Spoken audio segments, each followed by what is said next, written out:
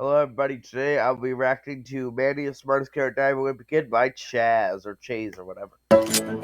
If you've read at least one of the Diary of Wimpy Kid books, Fuck. you've known of this little devil gremlin known as Manny Heffley, who is apparently a 3-year-old. But I can prove to you that Manny is actually really smart just by looking at the books we have as proof. And at the end of the video, you'll start to see that Manny is not actually who you think he is. In Wrecking Ball, when the Heffleys are trying to get their house renovated, they get a bunch of complaints from their next door neighbors because of the construction going on. While this is happening, Manny apparently found a toy toolbox and scrap wood from the dumpster and started building a house. Now, I'm no master architect or anything, but there is no way that someone could actually build a house using scrap wood and a playset of toy tools, unless you're Manny.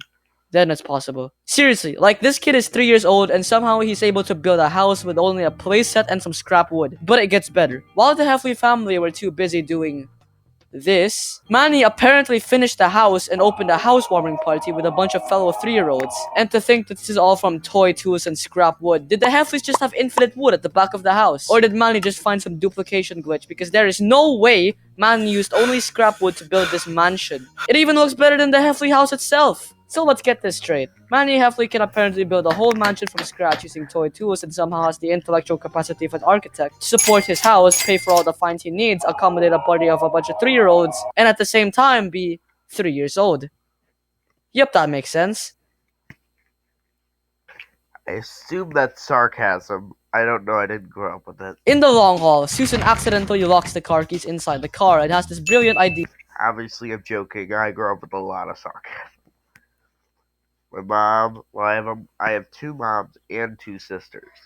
Of doing this whole Mission Impossible And my sequence with grandpa. Manny. So they do it, and obviously since Manny is a literal genius, he finds a way to drive the car. He could have gotten away with a Heffley car too if it wasn't for his short height, but that's not all he did in this book. When the Heffley family was eating at some diner, Manny had to go to the restroom, so Susan made Greg take Manny to do his business while on a leash. But while Greg was waiting for Manny to finish, he used his ninja skills to climb into the toilet bowl, go inside of it without drowning in any poop or piss, and somehow ended up finding himself on the side of the road waiting for a hitchhike. And the reason he apparently did all this Ocean's 11 Missions Impossible bullcrap was because he wanted to run away because his family gave away the pig. How he managed to do this, I have no idea, but there is no way regular 3-year-olds can pull this type of stuff off. Apparently when Yeah, no duh, dipshit. Greg went inside the bathroom, Manny was already gone, so either Greg is just really oblivious to his surroundings like some sort of Skyrim NPC, or Manny somehow pulled everything off without a single peep. But that's not all that he's done in this book, because in the last few pages when the Heffley's van broke down, these random 2 Spanish guys came to help them out. But Frank and Susan couldn't communicate with them because they didn't know English, and the Heffleys didn't know any Spanish. But when they thought all hope was lost, Manny pulled out his big brain moves and spoke perfectly fluent Spanish to these guys. Keep in mind, this kid's 3 years old. So he speaks Spanish with these guys, and then let the Heffleys get in the car. But that's not where Manny's genius ends, because instead of Manny telling the Spanish guys to drive them home, he tells them to drive them to the zoo instead, where the family gave away the pig, so he could take it back home as a pet. This kid is literally playing 4D chess, and we are just pawns in his master plan. In Cabin Fever, the Heffley family get locked inside their house because of a snowstorm and had no electricity at all. They had to ration food and supplies, but not Manny, because somehow this kid is smart enough to find the electricity circuit box in the house and reroute all the electricity to his room while letting the rest of his family suffer and bow down against him. In Hard Luck, Manny pulled a Sigma 3-year-old move by drawing a bunch of scribbles and selling them to his relatives. I mean, his drawings weren't even good, but he still charged money for it and made a killing. So not only is Manny super smart, he also knows how to make money without putting in any actual effort.